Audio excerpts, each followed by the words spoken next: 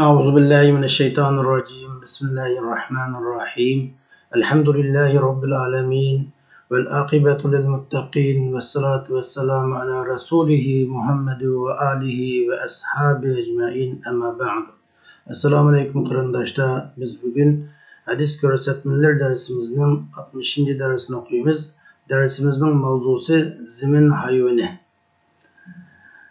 Bu ziminden bir hayvanın çıkışı kıyametinin çoğun alametlerinden bir alamet hesaplandı. Bu hakta Allah Subhanahu ve Teala Sure Neml'nin 82. ayetinde mandaktaydı. Estaizu billahi mineşşeytanirracim. Bismillahirrahmanirrahim.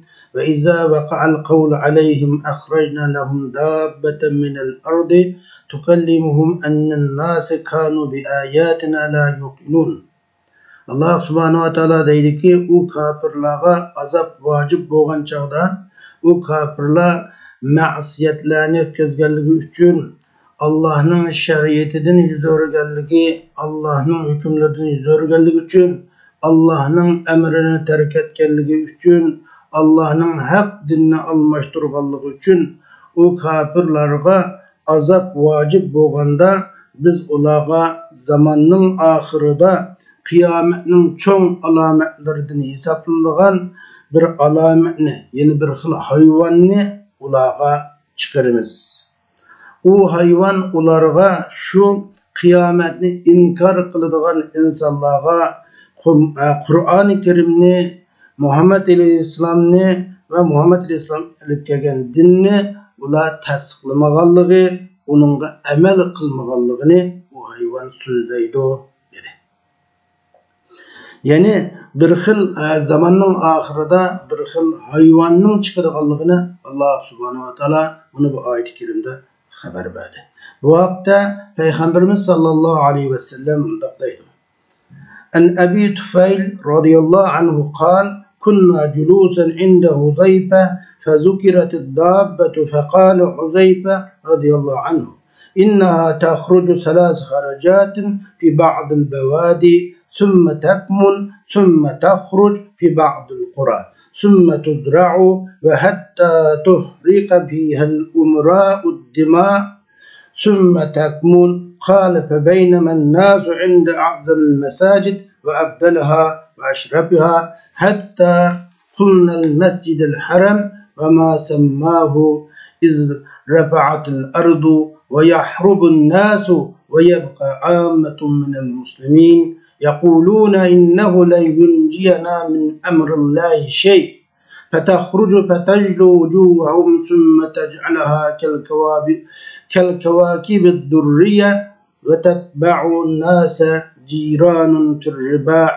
شركاء في الأموال وأصحاب في الإسلام. Abi Tufayl radıyallahu anhu'dan rivayet kılındı ki Abi Tufayl radıyallahu anhu mundaqdaydı. Biz Huzeyfe radıyallahu anh'ın kışta oturuvatkan idik. Bir hayvanın gepi kılındı. Bir hayvanın gepi kılınğanda Huzeyfe radıyallahu anh'ı mundaqdı. Resulullah sallallahu aleyhi ve sellem mundaqdı. Huzeyfe radıyallahu anh'ı deydi ki o hayvan 3 katım çıkıdı. Yani Resulullah'ın bayan kılgan hadiste deydi ki o hayvan 3 katım çıkıdı. Bir katım bazı sahralarda çıkıdı ki onunkinki yuşurunudu. Andınkin bazı şehirlerde çıkıdı. Andın hatta kişiler onundan katı korkutuludu ve şu hayvan hakkında nurgun umra başlıklar kallanı tüküdü.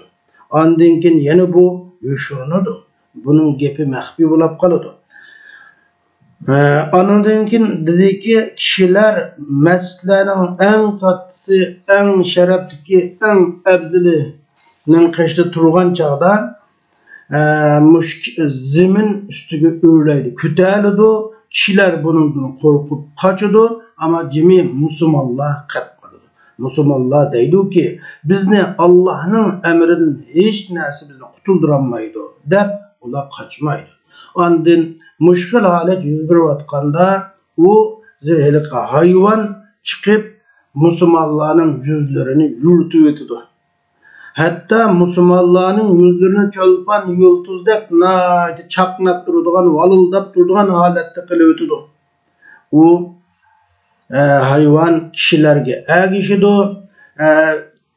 Zemin öylerde bunda hoşnu bulup yaşaydı, mallarda şirk bulup yaşaydı.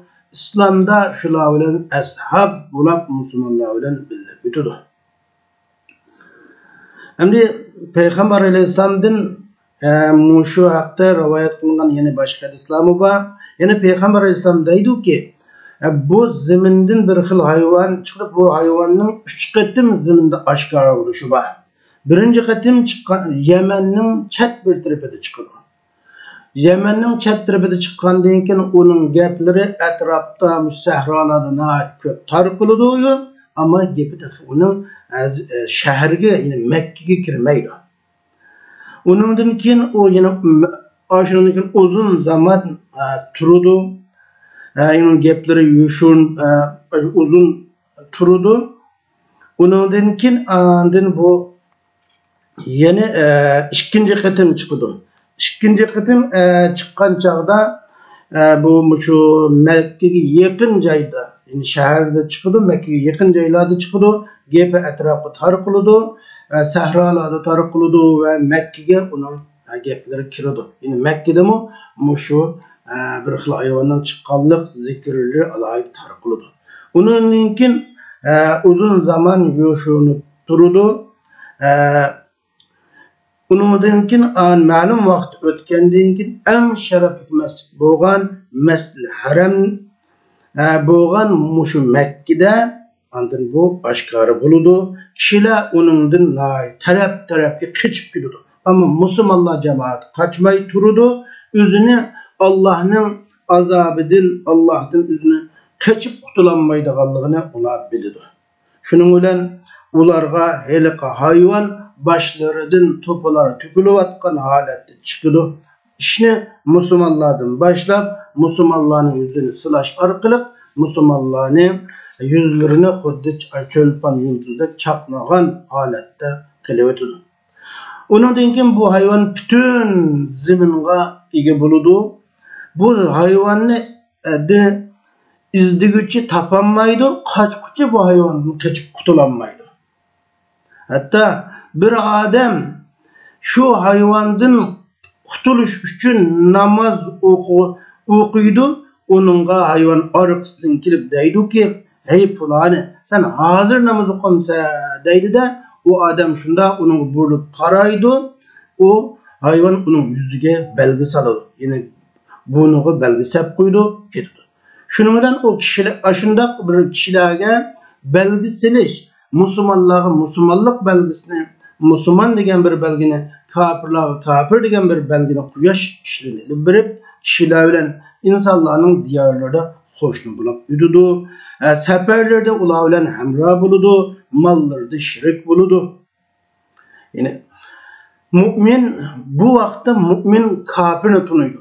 Yani kimnin mümin kimnin kafirliğini öz ara nati inip belge bilen tunuydu. Hadi hazır kimnin Müslüman hakiki kimnin hakiki kafir ekenligi bilinmesin uçağına ait mümin kafirini kafir müminin ait biladigan hala şeklinde ki mesela bir kafirinin bir Müslümanda hakkı olsa kafir uçağda neydi?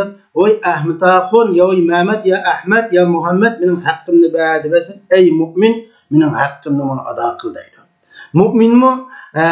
Bir kafir de hakkı olsa deydi ki hey kafir sen benim hakkımda ada kıl deyip uçağda ismi mümin ve kafir degen isim bilen kişiler atıldığın isim atıldıgan şundaq bir halet şeklinde. Bu haqda yine Ebi Umametil Bahili radıyallahu anhu'dan bayan kılınan yeni bir hadis var. Peygamber aleyhisselam mundaq deydi: "En Ebi Umametil Bahili en Nebi sallallahu aleyhi ve sellem qal: "Tahrucu dabbetu fatasimun nas fi kharatimihim, thumma yu'ammaruna fikum hatta yashtari ar-rajulu dabbe feyekulu mimmen iştereyte feyekulu minel raculul muhattem." Peygamber aleyhisselam deydi ki ziminden bir hayvan çıkıdı. Hele şu Kur'an-ı Kerim'de oturup koyulgan dabbe hele hayvan çıkıdı. Hayvan çıkıp insanların burullarına belgi salıdı. Kafirler şu insanlar içinde silahın içinde ömür birliği yaşaydı. Ama kafirler Müslümanlar birlikte yaşaydı. Belgeseldi. Hatta bir adam bir ulağını setip aldı. Ulaq setip aldı. Bu ulağını kimden setip aldın? Kimden aldın bu ulağını? Bu kandaşını kimden aldın? Ya bu hayvanını kimden aldın deydi. O hele bunuğa belgeselengan erden aldım deydi. Yine o demek kişiler aşında belgelik hemmisi kafirlik inek bulduğun Müslümanlık inek bulduğun bir adet şekilde. Hadiste Peygamber İslam dedi zemin hayvanı galite şekilde çıkıyor. Yani biz bıçakçı kürep bakmagan bir hayvanı şekilde çıkıyor. Çıkıp insanları bu hayvan sözleydi. İnsanları sözlep kişilerge iman ya küfürlük iman bilen ya kafirlik bilen bununlarga belgisi alıdı. Yani müminin bir belgisi buludu, kafirinin bir belgisi buludu. Yani mümin bilen kafir farklandırılış için halak boğallamı hüccet bilen halak buluş için yaşıgallamı hüccet bilen yaşaş için yani Müslümanlık inik halette buluş kafirinin kafirlik inik halette buluş için kıyametten aldı da manımışında her müminin bir belgisi her kafirin bir belgisi buludu. An muşu çağlarda yine Müslümanlar içinde kafirler ömür bölüp yaşaydı. Kişiler birer ulak bana setip alsa bu ulağını kimden setip aldı dese şu bunu belgisilengan kişilerin birden setip aldım deydi. Yani kafirlerin bunuğa belgisilenmedi. Ama Müslümanların yüzleri çaknap val kıptırdı. Hem de suallar kilidi ki bu hayvanın asli nime? Koy, kalı mı olur? Kalı cinsidir mi? Koy cinsidir mi? Tügü cinsidir mi bu hayvan? Nime cinsinden degende ülemalarımız deydi ki birinci yıl karıştı bu hayvan tügü cinsinden bulup Salih Aleyhisselam'ın tügüsünün taylıqının cinsinden kep çıkan. Yine taylıqının cinsinden boğan ya ki taylıqı dese taylıqının cinsinden yani tügü cinsinden bu. Salih Aleyhisselam'ın şu tügüsünü aynı vakit insanlar öldürüp etkende taylıqı taştan arnaqı kirip ketken şu taylaq deydi. Yani ikinci bir göz karışta biz aldığımız derste okuyan Temimet Dari hadisinde sözlengen cessase Deccal kıstaki cessase muş hayvan şu dep karaydı Allah hem de bu hayvan muşu hayvanın nimiş kılıdı emeli nime bu hayvan o hem de şu tügü cinsinden bu hayvanın emeli nime nimiş kıtkan hayvan bu yani bu hayvan bu müminlerge ve kafirlerge belgeseliş hizmetini deydi. Kafirine sen kafir de belgesel oldu, mümin sen mümin de bunu belge koydu. Demek müminin pişanelleri belgesel oldu ki pişanelleri val çaknap durdu. Yani o çaknap pişan yüzlerinin çaknap durduğu müminin onun iman bağlı alamet oldu.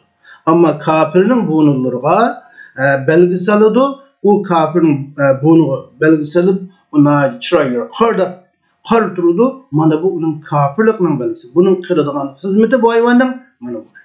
Hem de kanda çağda çıkıdı degende kıyamet bunun çıkışı kıyamet alametlerden bir alamet olsa İbn Kesir rahimahullah deydi ki bu hayvan zamanın ahırda insanlar intayın buzulganda insanlar Allah'ın emrini terk etkende hak dinini almış durgan çağda bu hayvan meydan kilidi diye.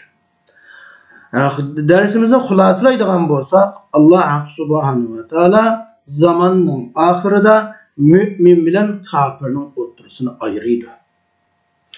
İkincisi zeminden muşu biz galiti şekilde yani biz kürep bakmagan bir şekilde bir hayvan çıkıdı. Çıkıp bu insanlarga so'zlaydi va insonlarga iymon va kufr bilan belgi qo'ydi. Mush ahvollarning hammasining yuz berishi qiyomatning qoyim bo'lganligining alomatlarining qatoridan ekanligini darsimizdan ko'rib olaymiz. Ve ahir da'vana enelhamdülillahi rabbil alamin.